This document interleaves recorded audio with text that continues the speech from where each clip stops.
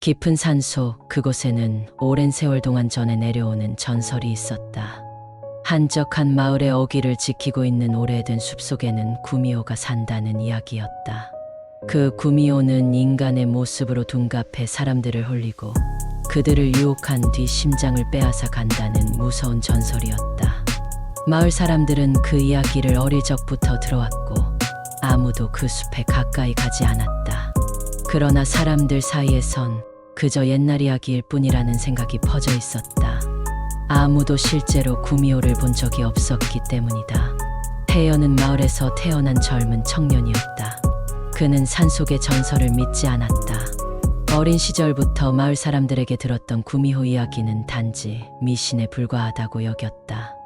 어느 날 태연은 친구들과 함께 숲속으로 들어가기로 결심했다. 친구들은 처음엔 망설였지만 태연이 웃으며 말했다. 이봐, 구미호가 있다면 벌써 우리 중 누군가는 당했겠지. 다들 겁먹을 필요 없어. 그냥 재미삼아 숲속 깊은 곳까지 가보자고. 그렇게 그들은 서늘한 가을날 저녁 숲으로 향했다. 하늘은 어둡게 물들기 시작했고 바람은 나뭇가지 사이를 헤집으며 쓸쓸한 소리를 냈다. 나무들이 우거진 그 숲속은 한낮에도 어둡고 음산한 기운이 감돌았다. 마을 사람들은 이 숲을 저주받은 숲이라 불렀다. 그 안으로 들어가면 아무도 돌아오지 못한다는 이야기가 있었기 때문이다. 숲속으로 들어서자 태연과 그의 친구들은 점점 더 깊은 곳으로 향했다. 처음에는 그저 가벼운 마음으로 시작한 모험이었지만 시간이 지날수록 그들 모두가 어딘가 불길한 기운을 느끼기 시작했다. 바람은 점점 차가워졌고 주위는 점점 더 어두워졌다. 나무잎이 사각거리며 발밑에서 쓸리는 소리가 들릴 때마다 누군가 그들을 따라오는 듯한 느낌이 들었다. 이 숲은 이상해. 뭔가 불길해. 친구 중 하나가 작게 중얼거렸다. 하지만 태연은 겁먹지 않으려 애쓰며 웃었다. 이봐, 괜한 소리 하지 마. 이러다 겁먹고 돌아가면 우리끼리 웃음거리밖에 안 돼. 태연은 의기양양하게 앞서 걸었다. 하지만 그때였다. 숲속 깊은 곳에서 기이한 여인의 노랫소리가 들려오기 시작했다. 처음엔 아주 희미했지만 점점 더 가까워졌다. 그 소리는 너무나도 아름다워서 마치 귀를 사로잡는 듯했다. 친구들 모두가 멈춰섰다. 그들은 서로 눈빛을 주고받으며 그 소리가 나는 방향을 바라보았다. 이게 뭐지? 친구 중 하나가 두려움에 떨며 물었다. 아마도 누군가 여기서 노래를 부르고 있는 거겠지. 우리 마을 사람들일 수도 있고. 태연은 침착하게 대답했지만 그의 목소리에는 살짝 떨림이 섞여 있었다. 그들은 호기심에 이끌려 소리가 나는 방향으로 발걸음을 옮겼다. 점점 소리가 가까워졌고 마침내 그들이 도착한 곳에는 오래된 폐가가 서 있었다. 집은 이미 무너져 있었지만 마당 한가운데에는 우물이 있었다.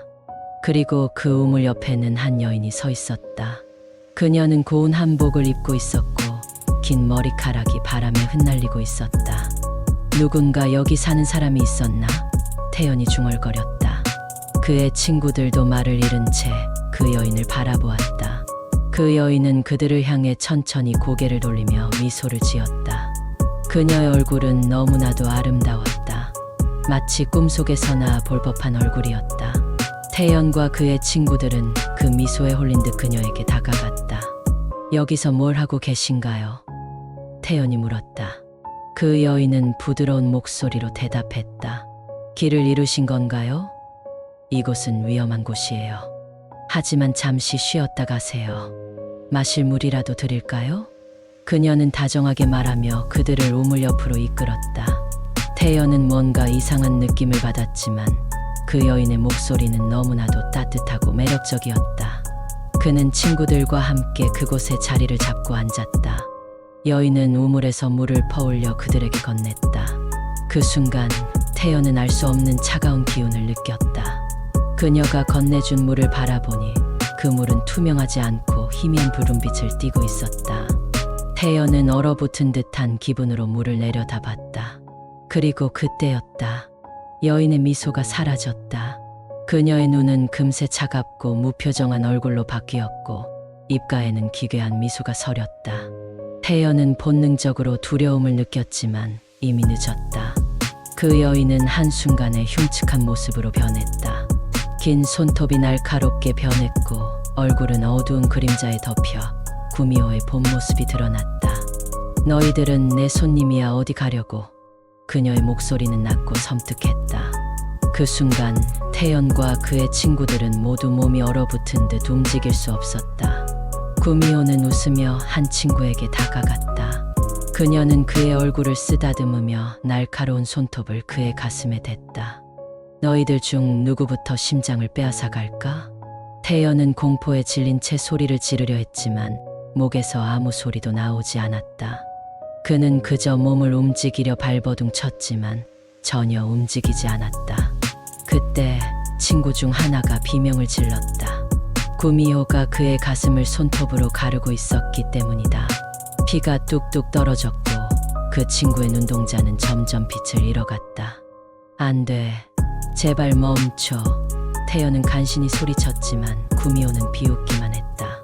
그녀는 친구의 심장을 손에 쥐고 마치 장난감이라도 되는 것처럼 흉측한 웃음을 지었다. 태연은 두려움에 떨며 간신히 몸을 움직여 도망치려고 했다. 그의 친구들은 이미 모두 겁에 질려 움직이지 못하고 있었다. 그러나 구미호는 그들을 가만히 두지 않았다. 그녀는 마치 고양이가 쥐를 가지고 놀듯이 그들을 천천히 둘러보며 서서히 다가왔다. 이제 너희 차례야. 그녀의 목소리는 달콤하게 속삭였지만 그 속에는 차가운 죽음의 기운이 담겨 있었다. 그 순간 태연은 자신이 죽을 것이라는 생각이 들었다. 그러나 그는 이렇게 죽고 싶지 않았다. 그는 마지막 남은 힘을 다해 도망쳤다. 그의 머릿속에는 오직 한 가지 생각만이 가득했다. 살아남아야 해. 이곳을 빠져나가야 해. 그는 나무 사이를 헤치며 정신없이 달렸다. 어둠 속에서 그의 발걸음은 끊임없이 삐걱거렸고 그의 심장은 터질 듯이 뛰었다. 바람이 그의 얼굴을 스치며 피가 식어가는 기분이 들었다. 그는 숨이 차오르고 다리가 무거워졌지만 멈출 수 없었다. 뒤에서 들려오는 구미호의 웃음소리가 점점 가까워지고 있었기 때문이다. 너 어디로 가려고? 그녀의 목소리가 그의 귀에 속삭였다.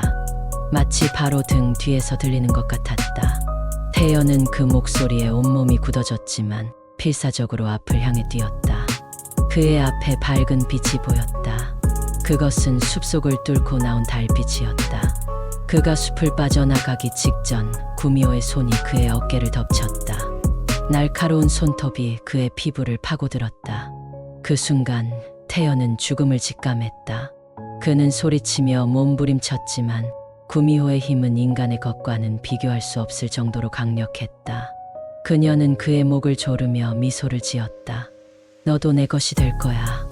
그러나 바로 그때 숲 저편에서 종소리가 울려 퍼졌다.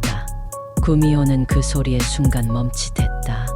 그녀의 눈빛이 흔들렸고 그 틈을 타 태연은 마지막 남은 힘을 짜내어 그녀의 손에서 빠져나왔다.